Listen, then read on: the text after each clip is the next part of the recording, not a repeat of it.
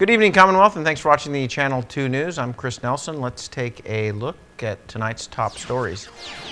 Dengue fever on Guam. What does it mean for residents here? Also tonight, the CNMI may have an injection of $18 million in gross revenue taxes. And Outer Cove Marina, currently used by hundreds of tourists. What is the plan going forward? In sports, these kids aim to use a racket to pay for their college tuition. Stay with us. These stories and more are next. 48 hours. That's all we get in a week. But those 48 hours, we try to make them last forever. How? By filling them fast with all the right stuff. With a lot of laughter, a little drama, some adventure, and a whole lot of love. Dad, Mom's here. It happens pretty quick. Bye, Dad. But it's cool.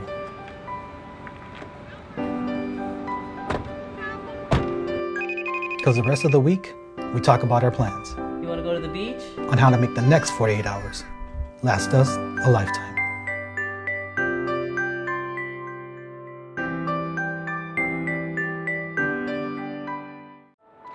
At one of Saipan's beaches, this mother lays about 100 eggs under the cover of darkness. She hides her nest as best she can and then slowly makes her way back to the ocean. The eggs hatch and the babies head for the sea, where they will face a daily dose of danger. Just 1 in 1,000 will make it to adulthood. Those that do will one day lay their own eggs. Sea turtles are protected under CNMI law. If you see one that is stranded or if you see illegal activity, call the hotline at 287-8537.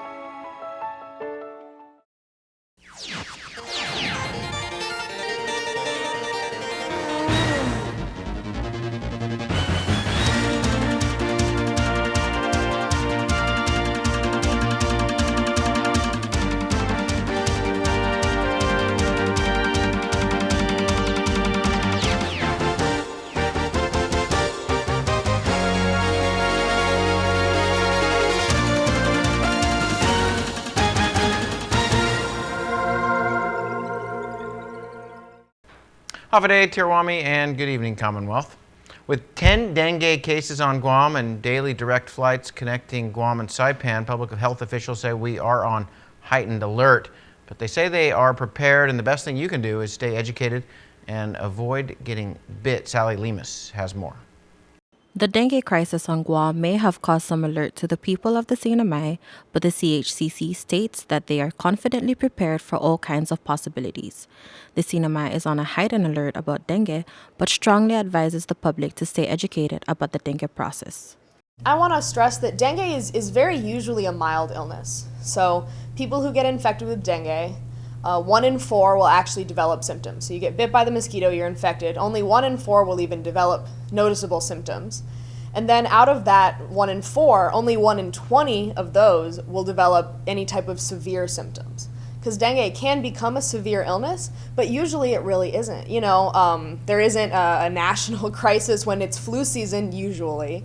So, you know, I want to stress that dengue it's an illness, and it's one that can really spread very quickly because of how it's spread by mosquitoes. But, you know, it's really not cause for panic. It's cause for alert and it's cause for vigilance, but it's not cause for panic in the community. CHCC does unceasingly encourage the public to be mindful of mosquitoes and to begin taking action on how to prevent them from biting you. The biggest thing you can do to avoid being bitten by mosquito is to ensure that there aren't any mosquitoes around you. And so that means getting rid of all standing water in and around your home. Even just like a bottle cap in your yard, like that has a little puddle in it, that's enough water for a mosquito to lay eggs. And then mosquitoes spend the first 3 stages of their life in the water before becoming adult mosquitoes and flying away. So as long as there's standing water, there's a bigger chance that you'll have mosquitoes in your area to breed. The ongoing BEH inspections on island is there to help in taking out all types of debris and where mosquitoes may breed. Step 2 would be insect repellent. Insect repellent is a great way to keep mosquitoes off. If you apply it correctly according to the instructions, and if you reapply as needed, you're basically pretty immune to getting bitten by mosquitoes. We recommend that people check with the EPA list of approved mosquito repellents, because we're really talking about using ones with DEET in them, as opposed to like natural alternatives, which while they work, we want to be extra careful here. CHCC does stress out that wearing long clothing will help in getting bit by mosquitoes. Other steps, such as looking out for small holes in window screens, will prevent mosquitoes from having contact with you. If you are having any of the symptoms of dengue, which includes a high fever, joint pain, and pain behind the eyes is a big one, chills, nausea and vomiting, and a rash that appears usually about 2 to 5 days after the onset of the fever. Basically, if you're feeling, after you come back from a trip abroad, if you're really feeling ill at all, any of those flu-like symptoms, you should go see your doctor right away. CHCC also point out that if you do travel abroad to other countries that have dengue, that you continue to take steps to stay away or prevent mosquito bites. Reporting from CHC, I'm Sally Lemis for KSPN News. Imperial Pacific has had their tax claim denied. The government says they owe about $18 million in gross revenue taxes from 2017 alone. Governor Torres commenting on the situation earlier this week. It's a lot of money. What is the timeline for a resolution on that? How do you feel about it? Well, there's already been notified that they are not available on those that they want to claim. So now we're in the process of collection already. So we've been communicating with them to make the payment. We went back and forth, but it's close to being resolved. Okay. At best, my resolution at best is they pay what they owe us. Right. Which is about close to 18 million. I would also like to work out a penalty provision and an interest provision. When their tax lawyer says, "Oh, this is how we see this," and so basically, we're withholding paying the 2017 BGRT because we don't think we should pay that much because of all these other issues and deductible. And so that's where we are with that. Now, that's 2017. For 2018, 2019, that's what they're practicing. We implore them to make those payments. They've gone through their due process of making a claim. They've gone through that. They went to the appeal and that got denied. So we asked them to please make this payment. We've been working with the Attorney General also on this matter. One of the CNMI's top natural attractions was closed this afternoon due to lightning and thunder. Security guards on the scene made the call to close the area at the grotto just before 3 p.m. Grotto is expected to reopen tomorrow. New regulations governing Outer Cove Marina will take effect October the 7th. There will be changes to how the docks can be used. Bob Coldine has more. When the late businessman Tony Pellegrino ponied up $3.5 million of his own money in 1995 to construct the Outer Cove Marina, he envisioned a safe harbor for commercial boat owners, complete with easy loading and unloading in a convenience store. He did not envision this. 24 years later, Outer Cove Marina has fallen into such disrepair. Lands and Natural Resources has new regulations designed to raise revenues for its renovation. Boat Captain Ben Sablon, however, notes the absence of injuries so far there. See if we could make it safer. We understand that. Earlier I said that there's no fatality, no injuries, no boat pollution, no grounding. But you said those are not consistent with what is happening today. To us, it's consistent that we have not been injured or all of that. I know you're anticipating that they may be injured, there may be fatality. But that's why we ask Mr. Cabrera and everybody else to show up to see if we could work with you and with Johnny and with Herman to make sure that we can make it safer. The boats can stay there. It's the passenger safety and the liability issue. Secretary of DNR Tony Benavente emphasized that to the boat owners. This is a really unsafe structure, but what we're trying to work on is the loading and offloading of passengers. The new regulations include a commercial passenger's fee for using the transient dock at the Smiling Cove Marina. Imperial Pacific International met with the Commonwealth Casino Commission today to give their weekly reports and updates on the construction of the resort hotel. Eric Poon from IPI says the hotel main lobby interior work has been completed, along with the East Wing VIP gaming rooms and improvements to the East Wing suites and corridor. Poon says they continue to look for workers from different countries. So we are talking to other, countries as well. Again, Taiwan, Thailand. So, yeah, we've been very aggressive on, getting more workers here. If you look at my report, one of the focus starting from October is the tower. So the tower fit out is our next, one of our next priorities. What is it? Tower fit out.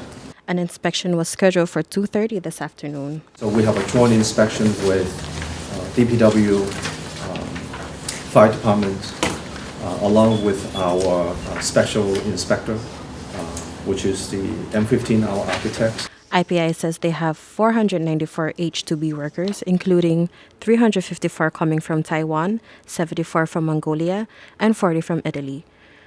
The board chairman urged IPI to allocate a budget for local training to reach 65% of local hiring. Get your daily serving of 4G LTE data with IT&E's daily prepaid plans. Choose from the best priced plans in the Marianas. Get 1 gigabyte of data for $2.50 a day, or choose a $1.50 or $2 plan. Need more data? Top up. Get 100 megabytes for $1 or 1 gigabyte for $10. Visit any IT&E store or call us to learn more and ask about our prepaid loyalty plan. IT&E. Explore your world.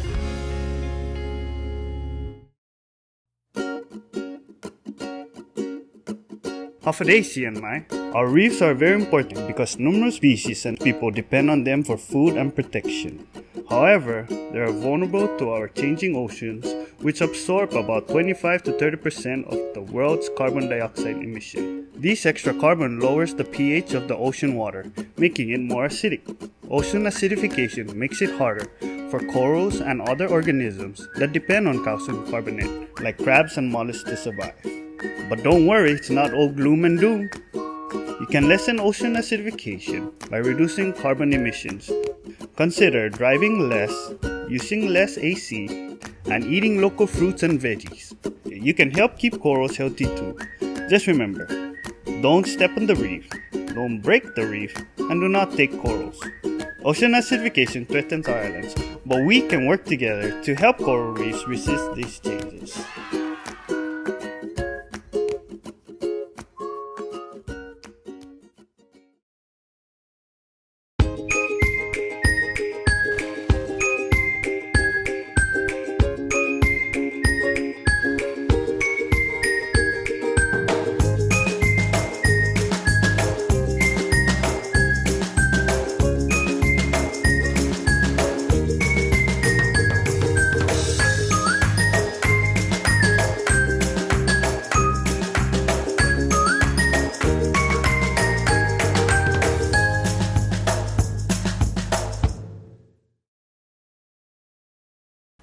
Welcome back. The National Oceanic Atmospheric Administration has awarded the Bureau of Environmental and Coastal Quality with $1.1 million for coastal resources management for fiscal year 2020.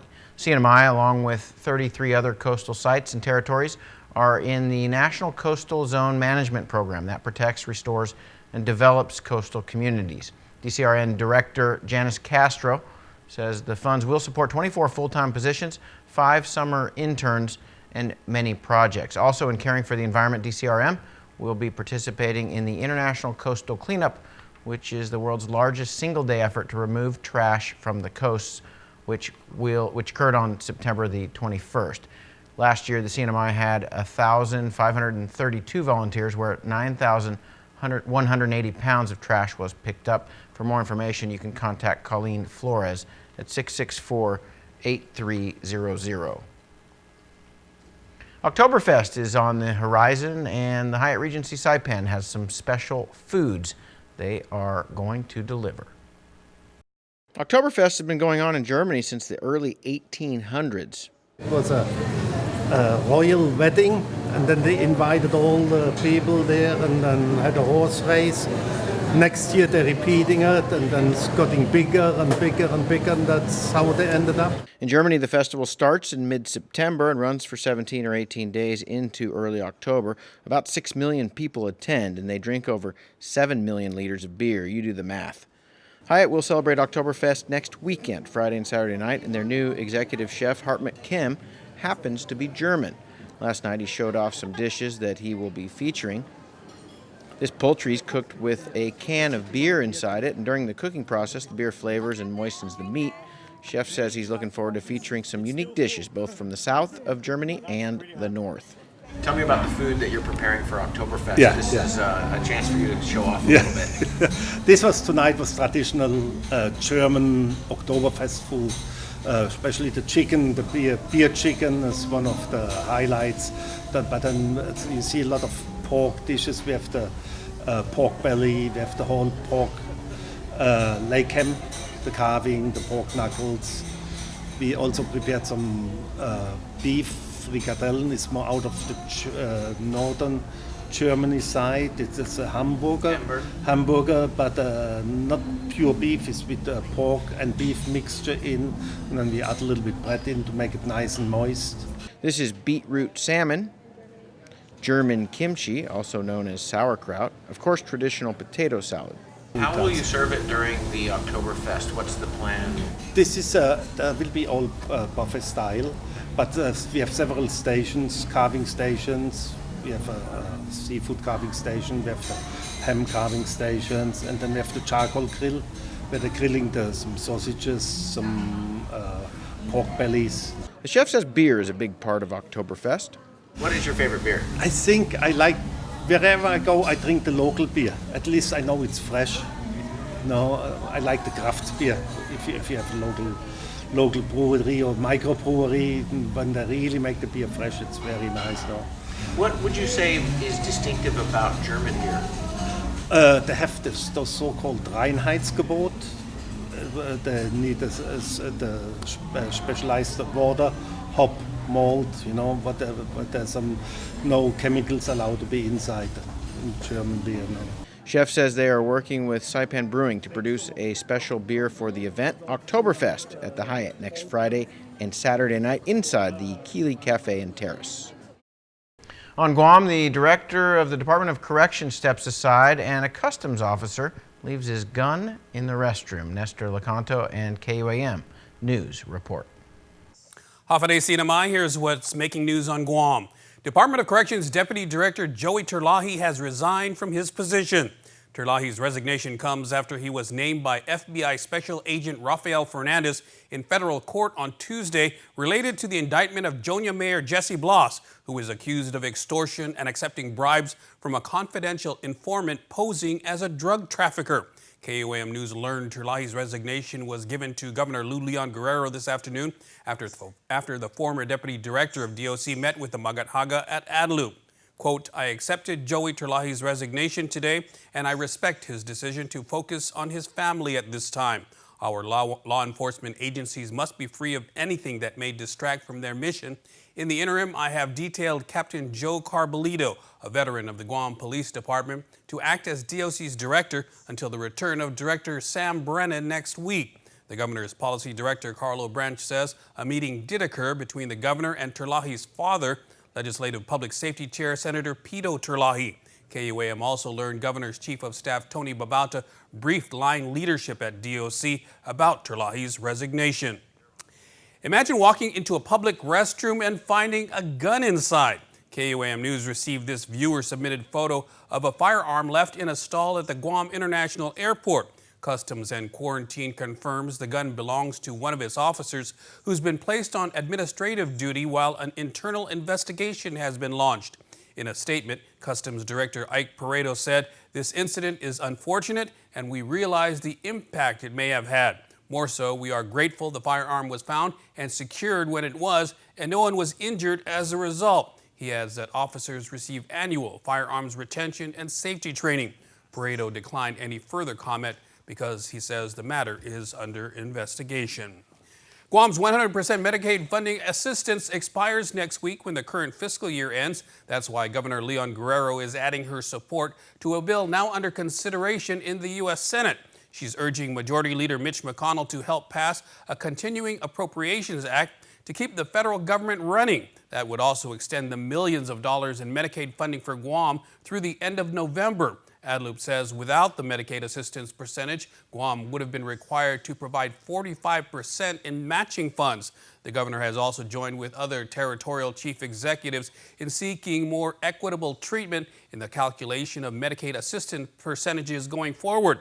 They want the formula to be based on per capita income and are also seeking to lift the funding cap just like the state governments. And stay connected via our KUAM mobile news app and follow us on any of the social media platforms and sign up for our weekly email newsletter, KUAM Digital Digest on KUAM.com. Reporting for Guam's News Network, I'm Esther Lecanto. This Saturday, the fish better be biting for the sake of the kids. KSPN2 Sports has this fishy story next.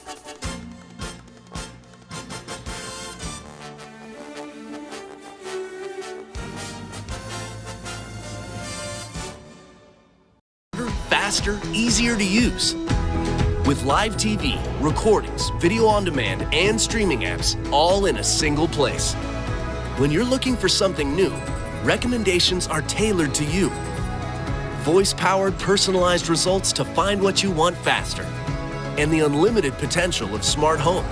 The new experience from TiVo is here.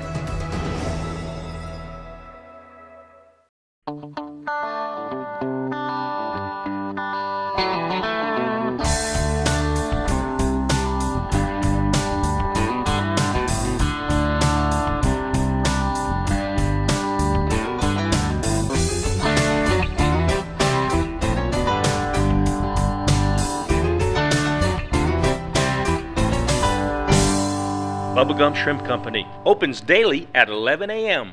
Located on Beach Road in the heart of Garapan. You deserve more. I know it's been hard. Come on, let's go for a ride. Hi, welcome to Dow Rent to Own.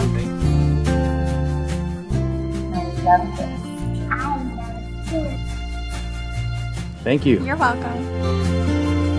Now this feels like home. Dial Rent to Own. Making lives better since 1987. Buena sports fans.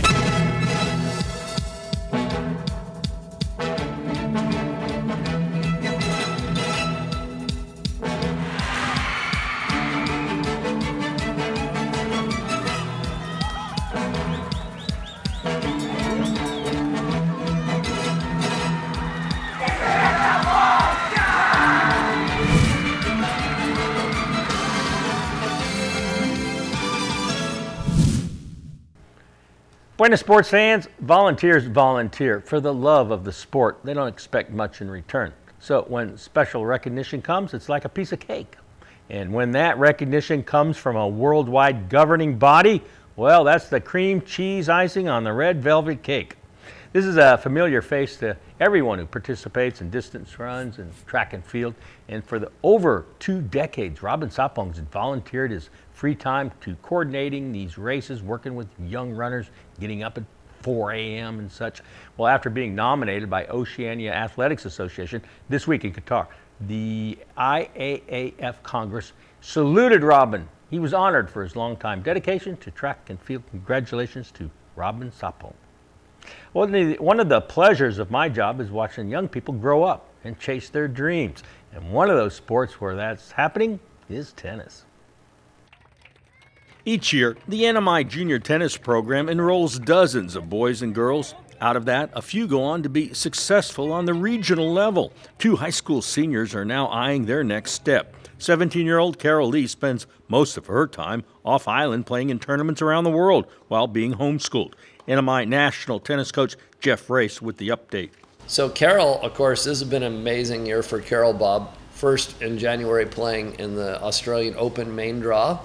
And then in the Pacific Games, she only lost in singles to 2 players, both of whom are ranked on the WTA tour. So she only lost to 2 professionals. Carol's playing at a higher level than any high school student that Saipan's ever seen. Carol, of course, just played in the U.S. Open, qualified for the main draw again, so it was her second Grand Slam singles tournament this year. And she lost, she had 2 set points in the second set, which is very good for her. Now she is going to be playing some tournaments in the States and looking at some colleges. She has a lot of colleges who are interested in giving her a full ride. Robbie Shore, another 17-year-old, now a senior at Saipan International School. So Robbie right now is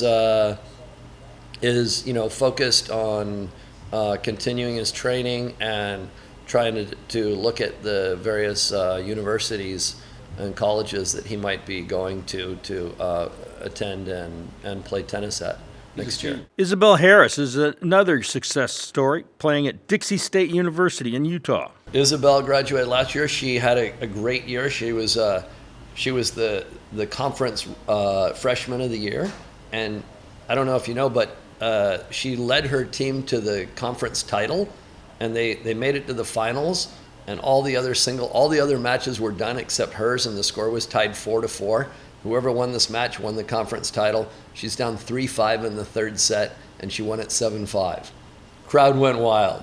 While most young players want to focus on just playing the game, one SIS student, Malika Miyawaki, is already coaching younger players. Malika is a leader.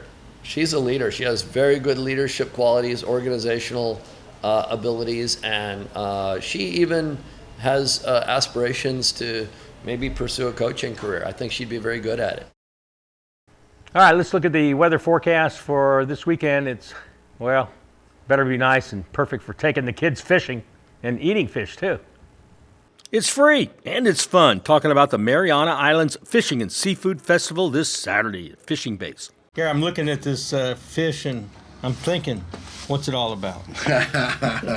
Hey, Bob, man, thank you for stopping by and visiting with us. Well, this coming Saturday is going to be our Mariana Islands Fishing and Seafood Festival. This is our 4th year. Can you believe it?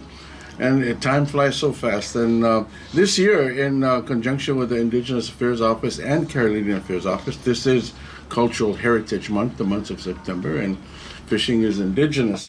$5,000 worth of prizes. Gary Sword makes the announcement. We got 5 categories, and that's pelagic, deep bottom, shallow bottom, talaza, spearfishing. And after that, we're going to have a seafood cooking festival, a seafood cooking competition, which is going to be Keliguin, Poke, or open category. And we've got hotel chefs that are going to be going up against amateurs. One point of this event, get more young people involved in fishing.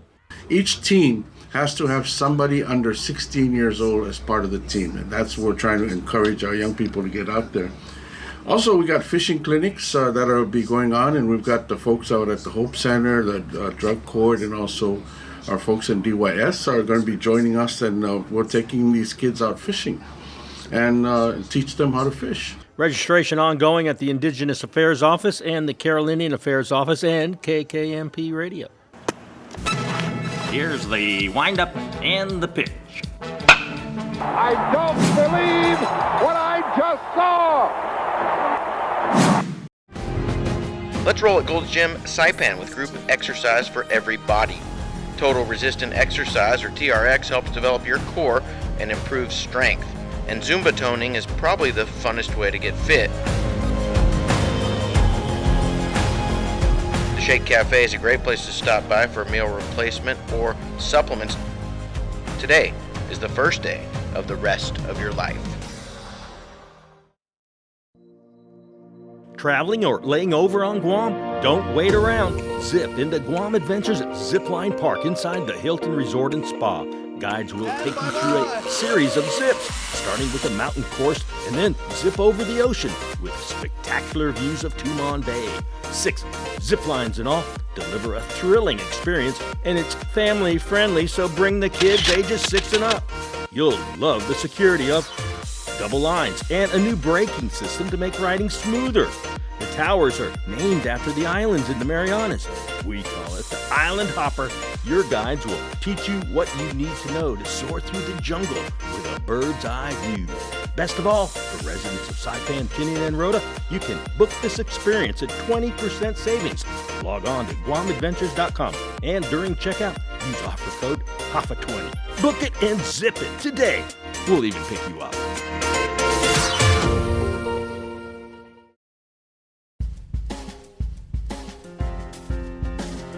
All right, what's going on with the weather, you wonder? A tropical disturbance is forming right on top of us now.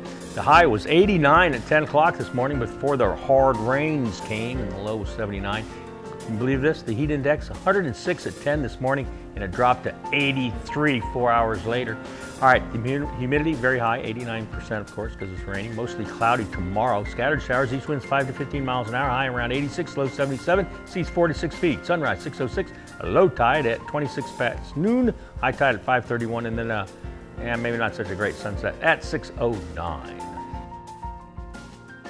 That is your news, sports, and weather on this rainy day. Thank you for watching. We'll see you back here hopefully tomorrow night.